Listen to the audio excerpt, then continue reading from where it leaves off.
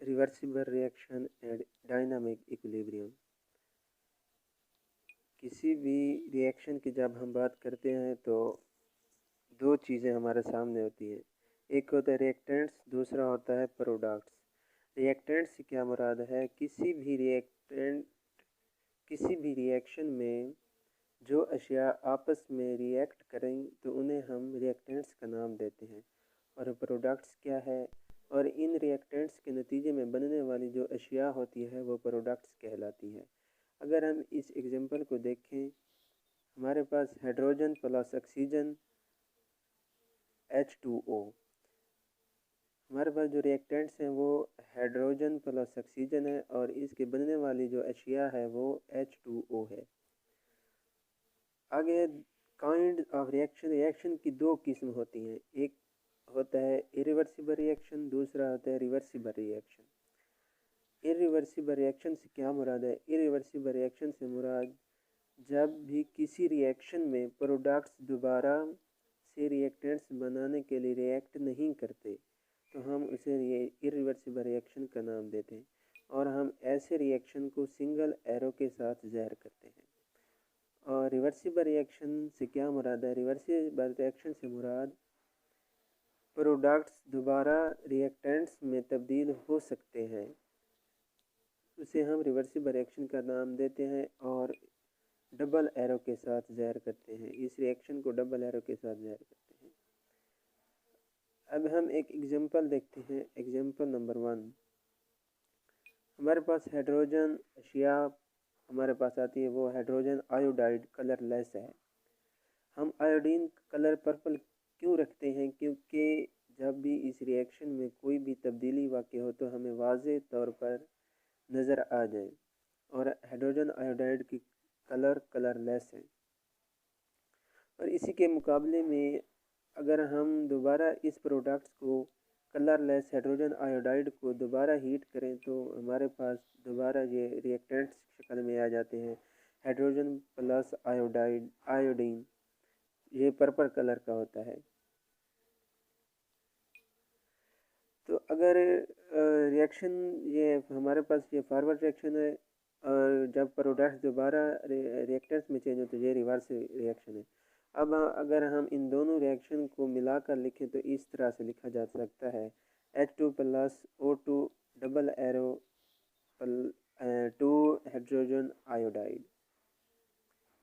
ये double arrow से क्या मुराद है, ये रिएक्शन रिवर्सिबल रिएक्शन है।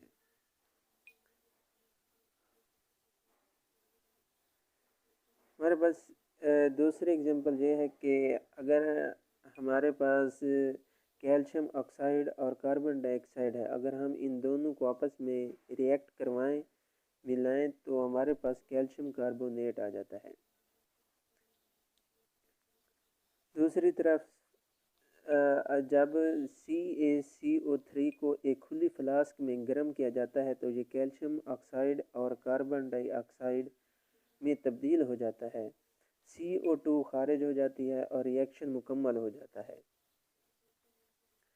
जब CaCO3 को अगर हम बंद फ्लास्क में गर्म करें तो CO2 एस्केप नहीं हो सकती, खारिज नहीं हो सकती। CO2 कुछ देर के लिए सिर्फ डिकम्पोजिशन का अमल जारी रहता है जो फॉरवर्ड रिएक्शन के लिए होता है, लेकिन कुछ वक्त के बाद CO2 और CaO के साथ मिलकर दोबारा CaCO3 बनाना शुरू कर देती है, यानी कि कैल्शियम कार्बोनेट दोबारा CaO और CO2 में कन्वर्ट हो जाती है, यानी रिवर्स रिएक्शन स्टार्ट हो जाता है।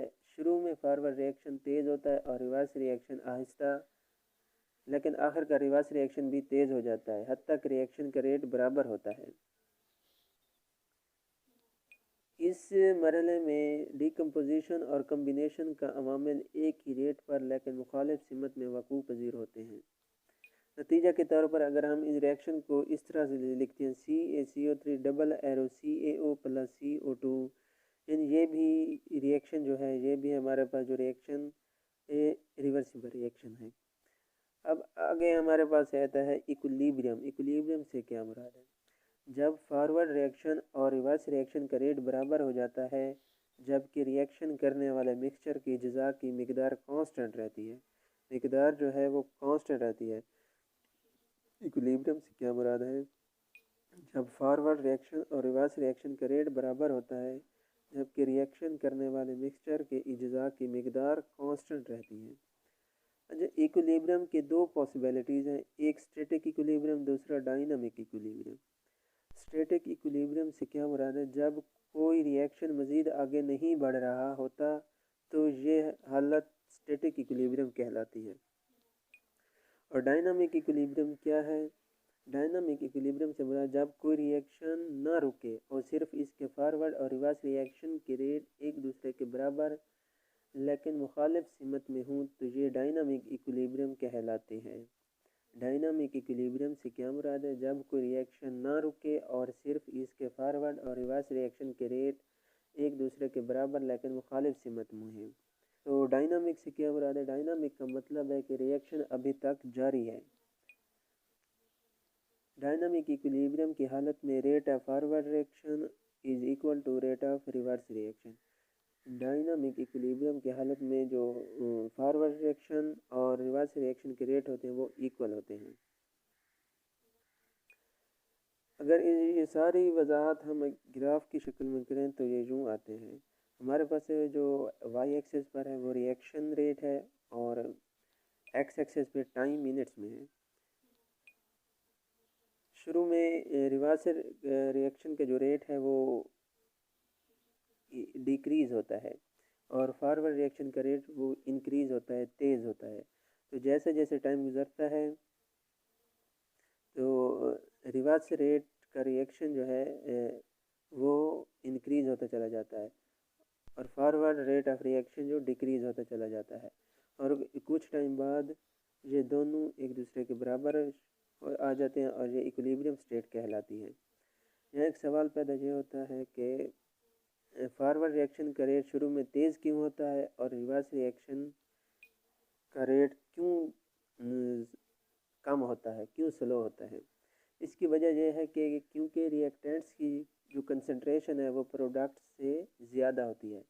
इसकी वजह यह है कि रिएक्टेंट्स की कंसंट्रेशन प्रोडक्ट से ज़्यादा होती है, इसलिए फॉरवर्ड रिएक्शन रिवर्स रिएक्शन से तेज़ होता है।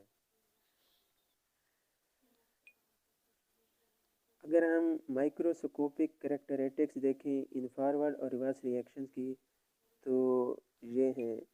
फॉरवर्ड रिएक्शन ये एक ऐसा रिएक्शन है जिसमें रिएक्टेंट्स प्रोडक्ट्स बनाने में रिएक्ट करते हैं और रिवर्स रिएक्शन से क्या मुराद है? ये एक ऐसा रिएक्शन है जो प्रोडक्ट्स रिएक्टेंट्स बनाने के लिए रिएक्ट करते हैं। फॉरवर्ड रिएक्शन जो होता है वो लेफ़्ट टू राइट होता है और reverse reaction right to left होता है।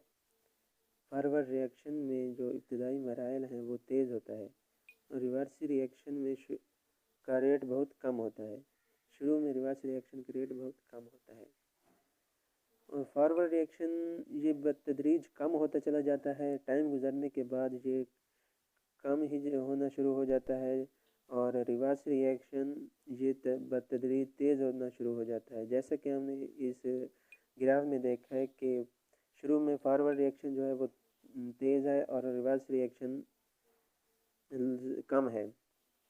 तो टाइम गुजरने के बाद ये फॉरवर्ड रिएक्शन का रेट जो है वो कम होता चला जाता है और रिवर्स रिएक्शन का रेट जो तेज़ होना शुरू हो जाता है।